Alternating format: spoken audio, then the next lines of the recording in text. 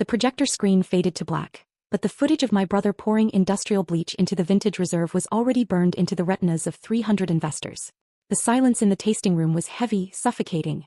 My father, Richard, stood at the podium, his glass of so-called premium red trembling in his hand. He didn't look at the state police officers marching through the double doors. He looked right at me. It was a look of pure, unadulterated hatred. In that second he realized his obedient daughter hadn't come home to save his legacy. I had come home to bury it. I didn't flinch. I just locked my phone screen, the evidence secure, and waited for the sound of handcuffs. Drop a comment and let me know where you're listening from and what time it is for you right now. I'd love to know who's part of our community. 48 hours earlier, the only emergency I had to worry about was a mislabeled shipment of organic produce in a distribution center outside of Sacramento. My life was clean. It was precise. I was a senior food safety auditor, which meant people paid me thousands of dollars to find the rot they couldn't see and cut it out before it poisoned anyone. I was good at it because I had been practicing since I was a child. I just didn't know back then that I was training for a career.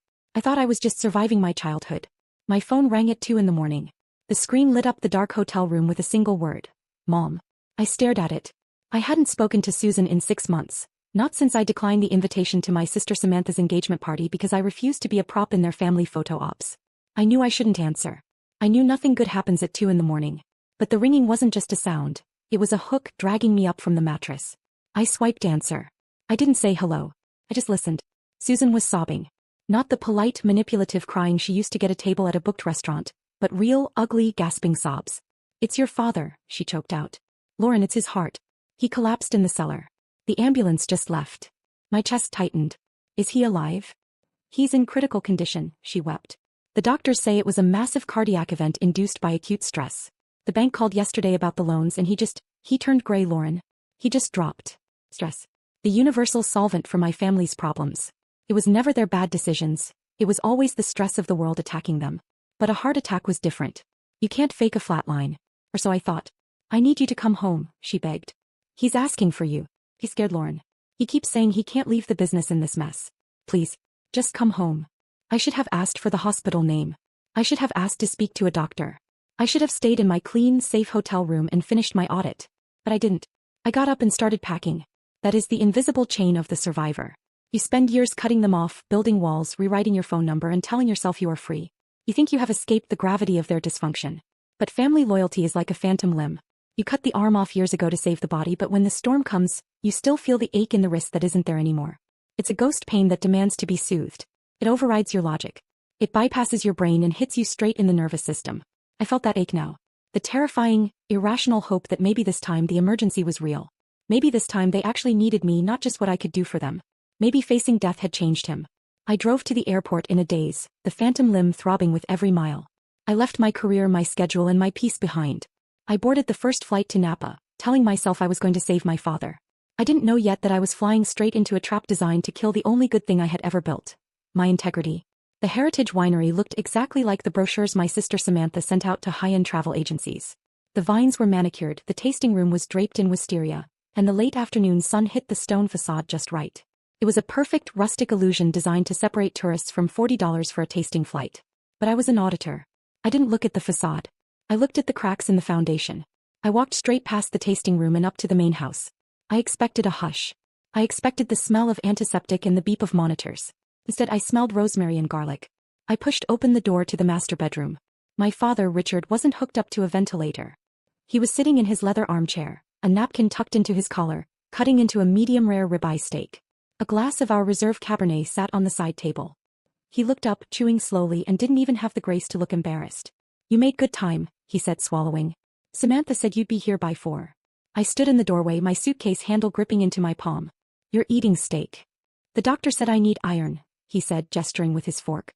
"And red wine is good for the heart." "You said you were dying," I said, my voice flat. "Mom said you collapsed."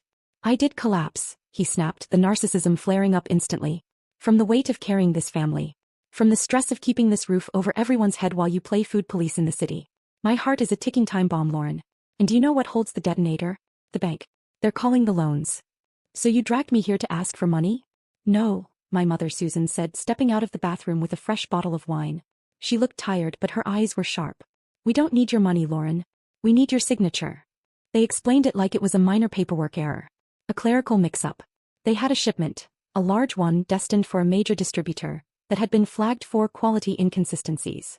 They needed a certified food safety auditor to sign an independent verification log to clear it for shipping. They needed my license number. It's just a formality, Richard said, pouring more wine. Tyler handled the production. It's top-tier stuff. But the bureaucrats want a signature.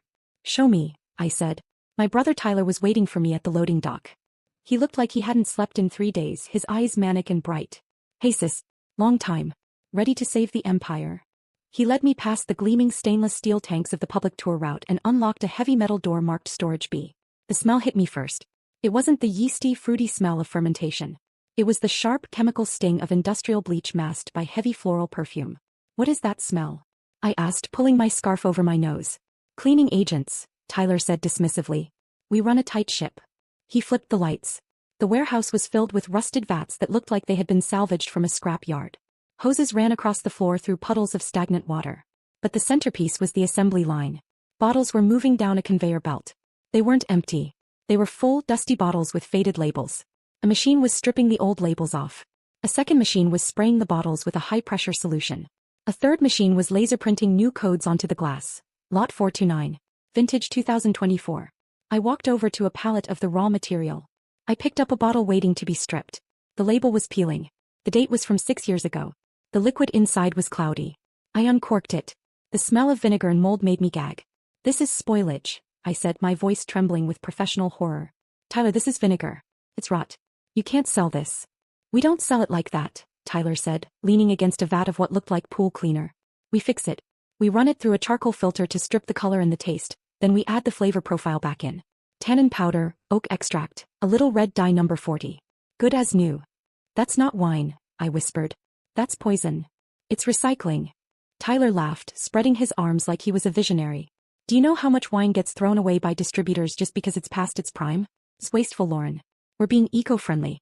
We're taking a waste product, sanitizing it and giving it a second life. It's zero-waste manufacturing. The customers don't know the difference. They see a fancy label, they taste the oak extract and they feel sophisticated. Why should we let good alcohol go down the drain just because of some arbitrary expiration date? This is the logic of the parasite. They don't see themselves as criminals. They see themselves as innovators. They believe that if they can trick you into eating the rot, they have done you a favor by not wasting it. You're bleaching moldy wine, I said. And you want me to sign a federal safety log saying this is fresh vintage. Dad needs this shipment to go out, Lauren, Tyler said, his smile dropping. If it doesn't, the bank takes the house. The stress will actually kill him this time. And it'll be your fault. I looked at the vats. I looked at the bleach. And I realized my family wasn't just messy or greedy. They were dangerous. And they had trapped me in the slaughterhouse with them. I walked back into the main house, my boots leaving faint, chemical-smelling footprints on the Persian rug. The family was waiting in the dining room like a panel of judges. Richard had finished his steak. Samantha was scrolling on her phone, probably checking engagement metrics for the winery's social media. Susan was pacing. Well, Richard asked, wiping his mouth. Did Tyler show you the operation? I saw it, I said, my voice steady despite the nausea rolling in my stomach. I saw you violating about 40 different federal health codes. I saw you turning garbage into poison. It's product, Samantha chimed in, not looking up. And we have pre-orders for 3,000 cases. I'm not signing that log, I said. I won't put my name on a felony. The room went deadly quiet. Richard's face turned a dangerous shade of purple. He stood up, clutching his chest. A performance surely, but a convincing one. After everything I've done? After I built this legacy for you? For me? I laughed, a sharp, humorless sound. You built this for your ego. I want no part of it. That was when Susan stepped in. She didn't yell. She didn't threaten. She did something far more effective. She started to cry. Soft, wounded sounds that I had been conditioned since birth to fix. She walked over and took my hands, her palms cold and clammy. Lauren, look at me, she whispered. Look at your father. He is terrifyingly fragile right now. The doctor said any shock, any major stress, could stop his heart permanently. If we lose this shipment, we lose the winery. If we lose the winery, the stress will kill him. She squeezed my hands, her eyes wide and pleading. Do you want that on your conscience? Do you want to be the reason we have to bury your father? It's just a signature, honey. It's just ink. But family is blood. You're a good daughter. I know you are. Don't kill him over some bureaucratic red tape. This is the good daughter blackmail. It is a weaponized form of love that equates compliance with affection. It tells you that your ethics are actually aggression. It reframes your integrity as a murder weapon. For a second I felt it, the crushing weight of potential guilt. If he died, even from his own choices, they would spend the rest of their lives telling me I pulled the trigger.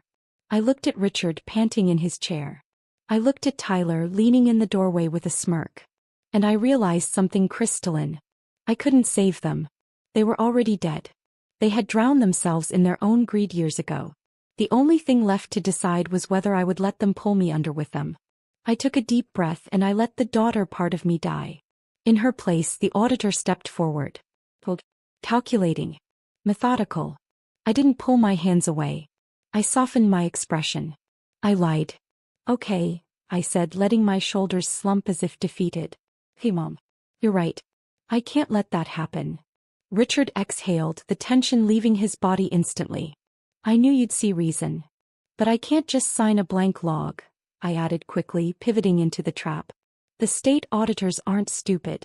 If the chemical composition data on the log doesn't match the fluid dynamics of the new vintage, they'll flag it immediately. It'll trigger an automatic investigation. So fake the numbers, Tyler said.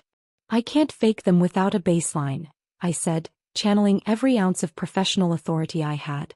I need to run a sample test on the batch. I need to generate realistic data points to fill the log so it looks authentic. If I do this, I'm doing it right so we don't get caught. Richard nodded, impressed by the logic of the lie. That's my girl. Smart. Do what you need to do. I need access to the lab tonight, I said. And I need everyone out of my hair so I can focus. Done, Richard said, pouring himself another glass of the clean wine. Tyler, give her the keys. I took the keys, walked to my rental car and didn't breathe freely until I reached stable cell service. Then I dialed a number I hadn't called in 10 years. State Health Department. Daniel speaking. Daniel, it's Lauren, I said. I have a code red violation at Heritage Winery, and proof to shut it down. Back inside my father's study, I pretended to audit falsified logs while Richard hovered, confident I was fixing things for him. I claimed I needed the original deeds. Annoyed, he opened the wall safe and tossed me the envelope. When he left, I found the truth buried at the bottom. The land belonged to him, but the water rights, the spring that powered the vineyard and bottling plant, had been separated into the Patricia Heritage Trust. The trust one was about to inherit. Without the water, the winery was worthless. They weren't owners. They were squatters. I photographed everything and sent it to Daniel, then slipped into the warehouse and recorded the real evidence. Expired wine, rat droppings, standing water, open chemical drums. Bleach being poured into vats. Lies printed on fresh labels. The next night at the VIP tasting, my father proudly introduced me as the auditor who had verified the batch. Instead, I played the footage on the projector. Gasps filled the room as the doors burst open. State Health Department. Nobody move. As my family was led away in handcuffs, Richard stared at me in disbelief. I fixed the audit, I said. I cut out the rot. 6 months later, the vines were gone. In their place stood an organic water cooperative owned by the workers. The land was clean. The business was honest. I had lost my family, but I had reclaimed my name. And this time it was written on something pure.